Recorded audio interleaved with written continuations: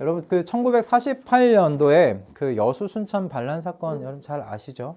들어보셨을 거예요. 근데 그 당시에 있었던 그 손양원 목사님의 이야기를 여러분들이 아실 것이라고 생각이 듭니다. 그 손양원 목사님 여러분 뭐 들어보신 분들 계실 것 같은데 손양원 목사님이 당시 여수에 그 애양원이라는 교회를 사역하셨다고 해요. 그 애양원 교회를 또 사역하시면서 근데 1939년부터라고 들었습니다. 1939년부터 그곳에서 그 한센병 환자들을 이렇게 돌보면서 복음을 전하는 사역들을 이 손양원 목사님이 하셨습니다. 그런데 그 가운데서 이제 여수 반란 사건이 순천 반란 사건이 일어났던 것이죠. 이때 여러분도 잘 아시는 것처럼 손양원 목사님이 그렇게 사랑하신 두 아들을 잃었습니다. 그 두 아들 손동인, 손동신 동산주의자들에 의해서 순교를 당했다라고 이야기를 해요. 그리고 끝까지 그 자신들의 신앙을 지켰다는 것, 그리고 그 마지막까지 회개할 것을 이렇게 촉구했다라는 이야기도 있었습니다. 그런데 참 이 두 아들을 잃었잖아요. 손양원 목사님이. 두 아들을 잃는다는 게 어떤 건지 저는 잘 모르겠습니다. 근데 참 놀라운 것은 여러분 아시다시피 손양원 목사님이 그 두 아들을 살해하고 그 결정했던 그 한 청년이죠. 그 청년 안재선이라는 청년을 찾아가서 양자로 삼았다라는 겁니다. 전 도저히 좀 사실 그게 마음으로 이렇게 이해가 되지를 않습니다. 어떻게 내 자녀를 죽인 사람을 찾아가서 양자로 삼을 그 마음을 가지실 수 있었을까라는 그런 생각인데, 이분이 그 안재선 씨가 처형당하기 전에 탄원서까지 써서 그 사람을 감옥에서 나오게 해서 양자로 삼으셨다라고 합니다. 근데 그때 손 목사님이 이렇게 이야기를 하셨대요. 어떻게 그런 결정을 하실 수 있었냐? 내가 예수를 믿지 않았다면 나는 원수를 갚으면서 살았겠지만 내가 예수를 믿기 때문에 내 원수를 사랑하려고 합니다. 라고 그렇게 손양원 목사님께서 말씀하셨대요. 예수를 믿지 않았으면 내 인생은 원수 갚는 것으로 끝났겠지만 내가 이제 예수 믿는 사람이기에 원수를 갚는 게 아니라 원수를 사랑하려고 한다라는 거였어요. 여러분, 이 손양원 목사님의 이런 이런 결심이 어디서부터 어떻게 나오는 걸까? 저는 손양원 목사님께서 예수 그리스도에 대하여 믿는 그 믿음을 우리와는 다른 그 믿음을 갖고 계셨기 때문이다라는 생각해 보게 되었습니다. 그리고 그 믿음에서 흘러나와 원수까지 사랑하는 그리스도의 그 사랑의 실천을 보여주실 수 있었다라고 생각이 들어요. 여러분, 오늘 우리가 본 에베소서 1장 15절 16절 말씀을 보면 사도 바울이 참된 그리스도인의 그 삶 속에서 구별되어 나타나는 두 가지 증거가 있다. 그것이 무엇이냐면 하나는 주 예수에 대한 믿음이라고 이야기를 하고 있고요. 또 하나는 모든 성도를 향한 사랑이라고 그렇게 이야기를 하고 있습니다. 두 가지를 이야기하고 있어요. 주 예수를 믿는 믿음, 그리고 모든 성도를 향한 사랑. 이것 때문에 사도 바울이 에베소에 있는 성도들을 내가 여러분들로 인해 내가 감사한다고, 그렇게 여러분들을 생각하면서 기도할 때마다 감사한다고 그렇게 말씀을 합니다. 여기서 우리가 특별하게 주목할 것은 여러분 이것입니다. 바울이 두 가지를 언급한 순서예요.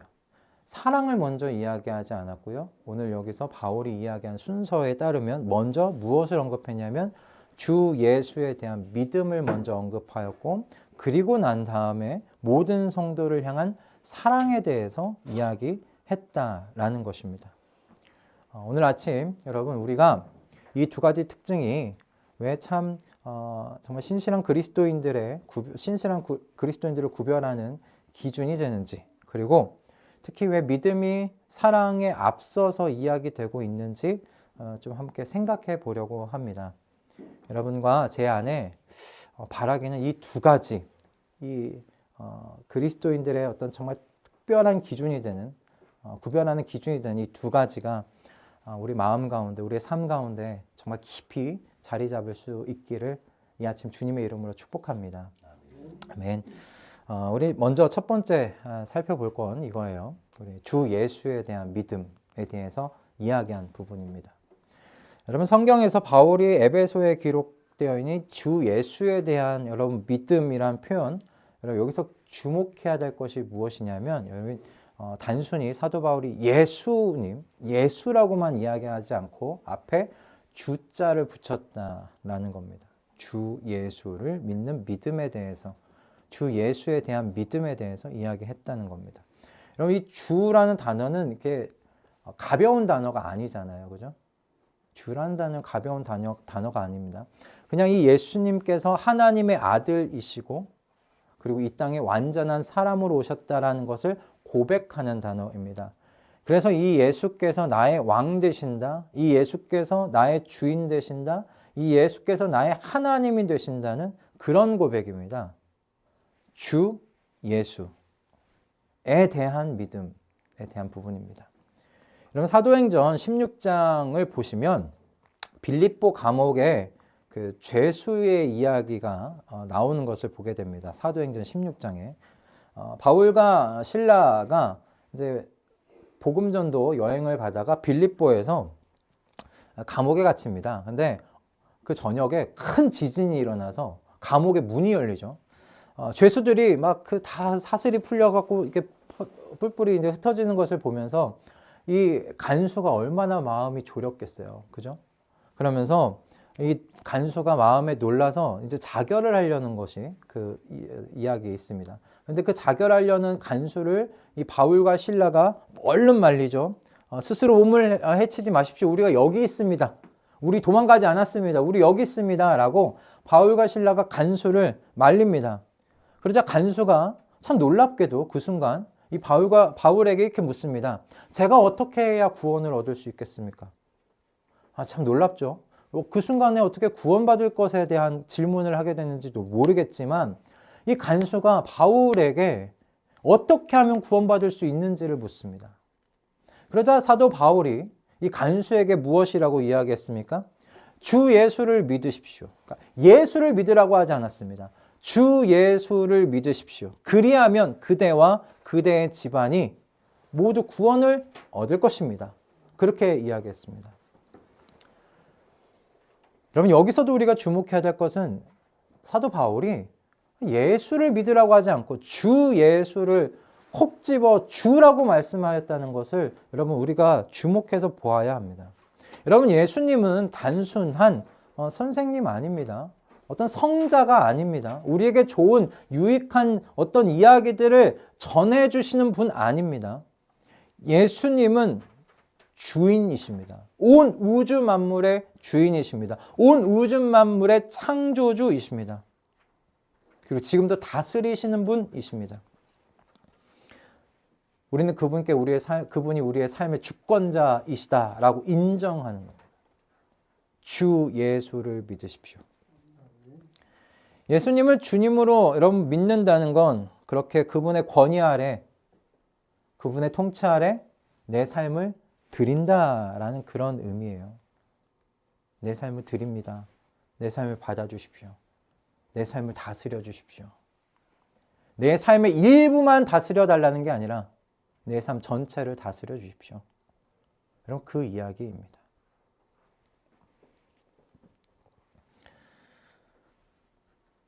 오늘날 예수님을 단지 본받을 만한 어떤 인물 정도로 생각하는 경향도 분명히 있습니다. 심지어 기독교인들 중에서도 예수님께서 사랑을 가르치셨으니 우리가 사랑하면서 살면 된다라고 그렇게 생각하시는 분들도 있는 줄 압니다. 여러분, 근데 물론 맞습니다. 사랑에 대해서 가르치셨고 사랑하라고 말씀하셨습니다. 우리도 그렇게 가르치신 바 사랑을 하면서 살아야 합니다. 우린 뒤에서 그 사랑에 대해서 이야기할 겁니다. 그러나 여러분, 그것만으로 충분하지가 않아요. 예수님께서 우리에게 사랑을 가르치시는 선생님으로 오신 게 아니지 않습니까? 예수님께서 우리에게 오신 건 죄에서 구원하시려고 오셨습니다. 죄에서 우리를 구원하시려고 오셨습니다. 요한복음 3장 16절은 우리에게 이렇게 이야기합니다. 하나님께서 세상을 이처럼 사랑하셔서 독생자를 주셨으니, 외아들을 주셨으니 이를 믿는 사람마다 멸망하지 않고 영생을 얻게 하려는 것이다 라고 요한복음 3장 16절은 우리에게 가르칩니다. 그러니까 예수님께서 우리에게 좋은 인생의 모델, 삶의 모델, 예수님처럼 이렇게 살면, 예수님이 가르치신 대로 살면, 우리의 인생에 복 받겠구나, 우리의 인생이 좀 풍족해지겠구나, 풍요로워지겠구나가 아닙니다. 그렇게 잘 사는 법을 가르치기 위해 오신 분이 아닙니다. 예수님께서 이 땅 가운데, 우리 가운데 오신 가장 큰 이유는 우리의 죄를 짊어지시기 위해, 우리를 위해 죽으시기 위해 오셨다는 것입니다. 여러분, 주 예수에 대한 믿음은 이 예수 그리스도를 믿는 겁니다. 이 예수 그리스도께서 행하신 그 모든 것을 여러분 믿는 겁니다. 내게 어떤 분으로 오셨는가? 여러분 그 내용을 믿으시는 겁니다. 그 내용을 믿을 때 참으로 우리가 예수님을 이렇게 이야기할 수 있는 거예요. 내 인생의 주님이십니다. 내 인생의 왕이 되십니다. 내 인생을 다스리시는 오직 한 분이십니다. 그저 어떻게 살지, 어떻게 하면 풍요롭게 살아갈 수 있을지, 어떻게 하면 잘 살아갈 수 있을지, 잘 사는 법에 대해서, 삶의 모델에 대해서 이야기해 주신 분쯤으로 예수님을 우리가 받는다면 우리는 그분을 내 삶의 주인이라고 고백할 수 없을 겁니다. 그분이 구원자로 오셨습니다. 내게. 나의 죄의 짐을 대신 짊어지시기에 오셨습니다. 대신 죽으시기에 오셨습니다. 오늘 우리가 이번 주에 암송할 말씀처럼 우리가 아직 죄인이었을 때 그렇게 오셨습니다. 우린 그분에 대해서 믿는 겁니다. 그 주 예수에 대해서 우리가 믿는 겁니다. 그러니 우리가 고백하게 되죠. 주님, 제가 주님께 내 인생을 다 바치겠습니다. 내 삶의 전부를 다스려 주십시오. 그래서 우리가 그렇게 고백할 수 있는 것 아니겠습니까? 그런 분에 대해 우리가 믿으니까요. 여러분, 다메섹 도상에서 사울이 예수님을 만났습니다. 그죠? 다메섹 도상에서 사도 사울이 무엇하러 갔습니까? 기독교인들 핍박하러 갔습니다. 핍박하기 위해서 가고 있었습니다. 그 가운데 예수님께서 그를 만나 주셨죠. 사울아, 사울아, 내가 어찌하여 나를 이렇게 핍박하느냐. 사울이 그래서 누구십니까? 주여 누구십니까? 그렇게 묻습니다. 그러니까 주님이 어떻게 얘기하셨어요? 나는 내가 박해하는 예수다 라고 응답하셨잖아요. 그럼 바울의 삶이 거기서 완전히 바뀌지 않았습니까? 거기가 분기점이었습니다. 바울 인생에. 바울이 그 이후로 이제 바울이 이방인의 사도로 살아갑니다. 이방인은 유대인들이 정말 개처럼 여겼잖아요. 그런데 이 사도 바울의 인생이 바뀌어서 이방인을 위한 사도가 되어 그의 여생을 살아가게 되는 것을 보게 됩니다. 어떻게 이런 일이 일어납니까? 사도 바울이 만난 거예요. 십자가에 나의 죄를 대신해서 죽으신 그 예수 그리스도, 부활하신 그 예수 그리스도 본 거예요. 만난 거예요. 경험한 거예요. 그리고 그분을 믿은 거예요. 주 예수에 대해. 그러니 사도 바울이 어떻게 했어요? 내 인생을 다 드립니다. 내 인생의 왕 되십니다. 이제 주님이 보내시는 곳으로 가겠다고 이야기하는 거 아닙니까? 그러니 주님이 이방인에게로 보내니 나 이방인에게로 가겠다는 거예요. 사도 바울이. 그것이 바로 주 예수에 대한 믿음이었다라고 저는 생각합니다. 여러분 손양호 목사님 이야기로 다시 좀 되돌아가 보면 손 목사님이 자신의 아들을 죽인 원수를 양자로 삼은 것은 저는 단순히 원수를 사랑해라 라고 주님께서 그 말씀의 계명을 우리에게 주셨기 때문이라고 생각하지 않습니다. 그냥 그 말씀에 대한 그냥 기계적인 순종이었다고 생각하지 않아요. 손양원 목사님이 우리가 상상할 수 없을 정도로 그 깊은 하나님 아버지의 은혜와 사랑을 경험한 겁니다. 주 예수에 대한 믿음에서 주 예수에 대한 이해, 깨달음, 경험, 우리가 경험한 것 이상으로 그 깊이가 한없이 깊으셨기 때문에 주 예수에 대한 그 믿음 때문에 사랑을 결정하실 수 있었다 생각이 들어요.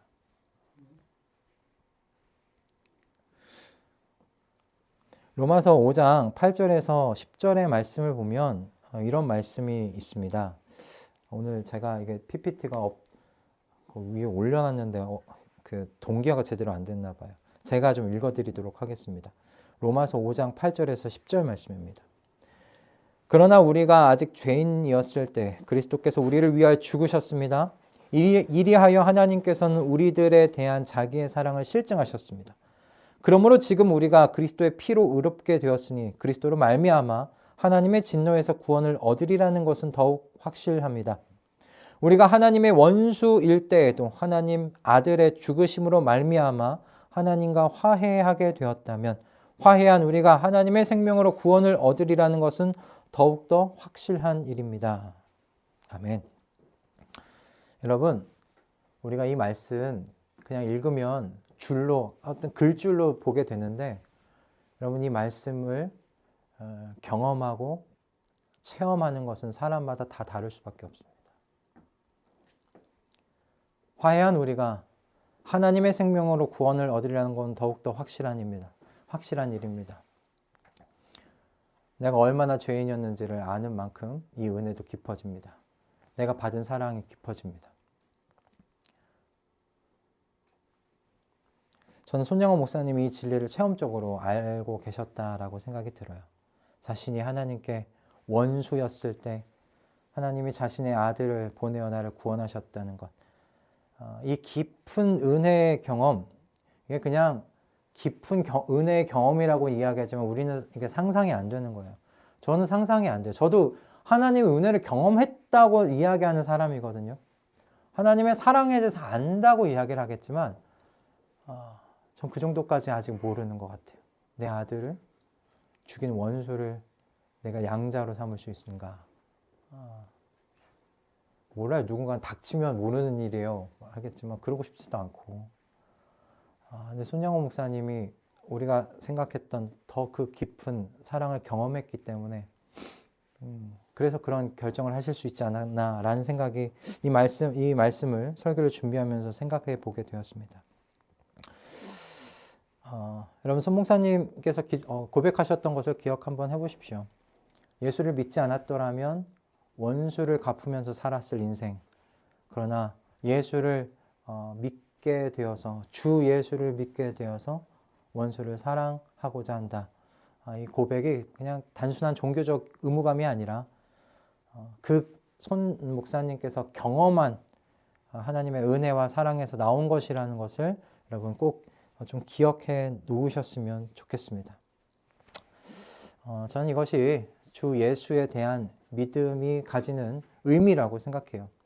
단순히 예수님에 대해서 지식을 갖는 것이 아니고요. 그분의 사랑과 은혜를 체험하는 겁니다. 체험해서 주 예수에 대해 아는 겁니다. 경험해서 주 예수에 대해 아는 겁니다. 그래서 그분을 믿는 겁니다.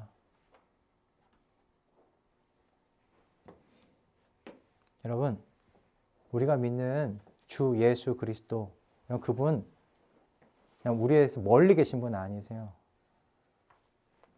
그분이 여러분 살아 계십니다. 살아 계십니다. 경험할 수 있는 분으로 우리 곁에 계십니다. 우리의 삶 가운데 개입하십니다. 체험할 수 있습니다. 그분에 대해서 더욱더 우리는 알아갈 수 있습니다. 더욱더 깊이 알기를 욕심내시는 저와 여러분 되기를 소원합니다. 주 예수에 대해 더욱더 깊이 체험하기를 욕심내는 우리가 되기를 소원합니다. 그래서 그분에 대한 믿음이 더욱더 자라가고 더욱더 깊어져가는 우리 모든 가족분들 다 되실 수 있기를 주님의 이름으로 축복합니다. 아멘. 우리가 그렇게 그분을 어떤 분으로 믿느냐, 여러분, 그것이 바로 내가 모든 성도를 사랑하는 그 사랑으로 우리 연결되게 되는 거예요. 두 번째, 우리가 함께 볼 것은 모든 성도를 향한 사랑이라는 겁니다. 여기서 여러분 주목할 것은 앞에서도 주라는 단어가 중요했던 것처럼 여기서 중요한 것은 모든입니다. 모든. 성도를 사랑하라고 이야기하지 않았고요. 모든 그러니까 성도를 향한 사랑이라고 이야기하지 않고 모든 성도를 향한 사랑이라고 이야기했다는 것이 여러분 중요한 대목입니다. 에베소 교회가 아무리 지금같이 대형 교회는 아니었을지라도 여러분 그래도 교회이지 않습니까? 교회면 다양한 사람들이 모입니다.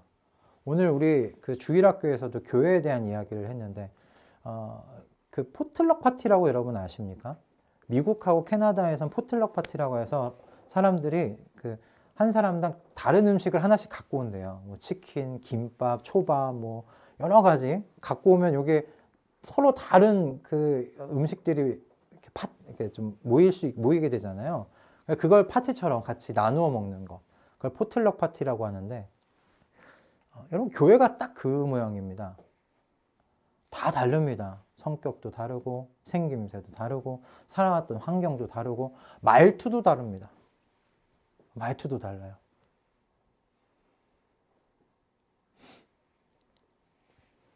서로 다 다른 사람들이 모인 곳이 여러분 교회입니다. 에베소 교회도 그랬을 거예요. 그런데 에베소에 있는 이 성도들이 사랑할 성도를 어떻게 했냐? 선택하지 않았다는 겁니다. 나와 성격이 맞는 사람들, 나와 생각이 좀 비슷한 사람들, 내게 이 사람하고 친해지면 유익이 될 만한 사람들, 이것을 이렇게 골라가지고 그렇게 사랑하지 않았다는 거예요. 오늘 말씀이 이야기하는 것은 모든 성도를 사랑했다라고 이야기를 하고 있습니다. 여러분, 이것이 가능한 이유가 무엇인가? 여러분, 앞서 우리가 살펴본 주 예수에 대한 여러분 믿음 때문입니다. 이 에베소에 있는 성도들이 예수 그리스도의 이 사랑을 그 은혜를 깊이 체험하였기 때문에, 그리고 그분을 그래서 자신들의 그 주로 인정했기 때문에 그들이 모든 성도를 사랑할 수 있도록, 그 사랑을 실천할 수 있도록 성장하게 되었다는 거죠. 2차 세계대전 그 후에 그 네덜란드에 아실 분들은 아실 것 같아요. 그 코리텐붐 여사가 계셨어요. 그 코리텐붐은 그 가족과 함께 그 나치 유대인 박해를 피해 도망쳐오는 유대인들을 숨겨주다가 발각되어서 라벤스부리크 수용소에 수감되었다고 합니다. 발음이 좀 어려운데 그런 수용소에 수감되었대요. 근데 그곳에서 참 불행한 것은 그의 언니가 있었는데 언니도 그 수용소에서 죽었고 아버지도 그 수용소에서 죽었다고요.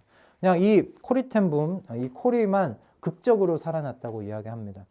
전쟁이 끝난 후에 1947년이었다고 하는데 이 코리가 독일 뮌헨의 한 교회에서 이제 간증하는 설교를 하고 있었는데, 강연이 끝난 다음에 한 남자가 이 코리 앞으로, 이 여사 앞으로 와서 악수를 청했다는 거예요. 그러면서 그에게 이야기하는 것이 제가 그 악수를 청했던 그 사람이 바로 그 수용소에서 가장 악랄했던 그 경비병 중에 한 명이었다는 것을 코리 여사가 바로 알아볼 수 있었대요. 그런데 이 사람이 악수를 청하면서 이랬답니다. 제가 2년 전에 그리스도인이었습니다. 제가 하나님을 나의 주인으로 모시게 되었습니다. 하나님께서 저를 용서해 주셨다는 것을 제가 믿습니다. 그런데 제가 코리 여사에게 용서를 받았으면 좋겠습니다. 그렇게 용서를 청하면서 악수를 내밀었다는 거예요. 이 코리 여사가 그 악수를 청하는 손을 보자마자 몸이 이렇게 얼어붙었대요.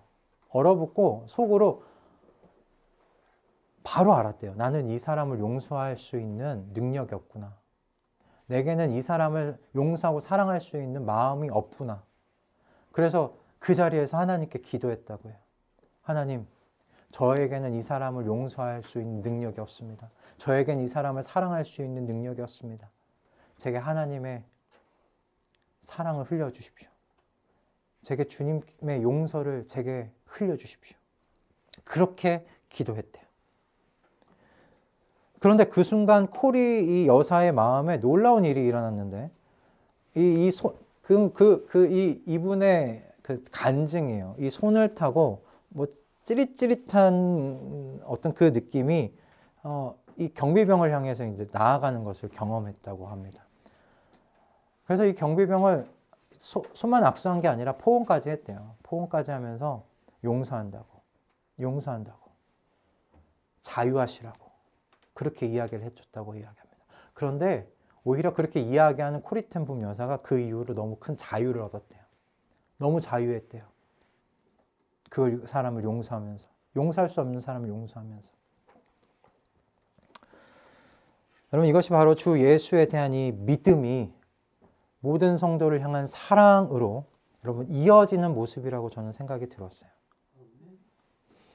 여러분, 코리텐붐 여사는 용서를요 단순히 감정이라고 이야기하지 않아요.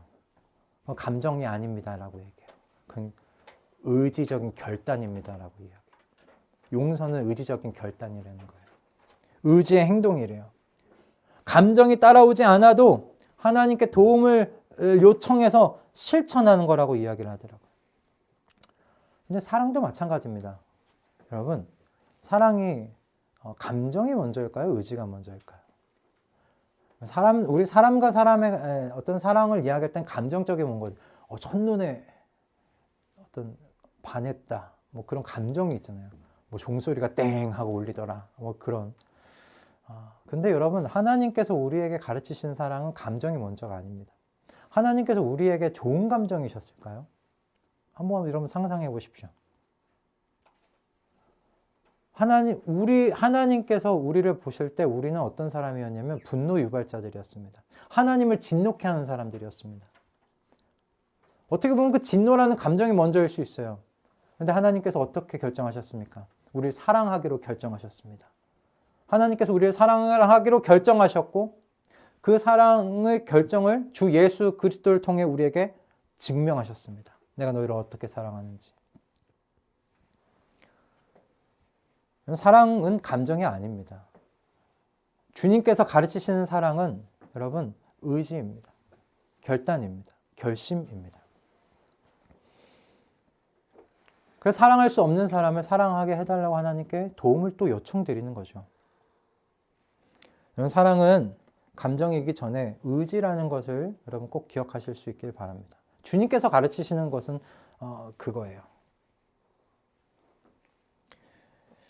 세상의 사랑은 종종 선택적이고 여러분 조건적입니다. 우리의 자연적인 이 사랑과는 좀 달라요. 나에게 유익을 주는 사람, 나와 내가 좋아하는 것을 함께 좋아해 주는 사람, 같은 성향의 사람들을 찾지요. 그러나 사도 바울이 이야기하는 사랑은 모든 성도를 향한 사랑이라는 것을 여러분 기억하셨으면 좋겠습니다. 사회적인 지위, 교육의 수준, 정치적인 견해, 경제적 상황 모두 다 상관없이 모든 성도를 향한 사랑입니다. 여러분, 이거 사실 뭐 당연히 쉬운 일이 아닙니다.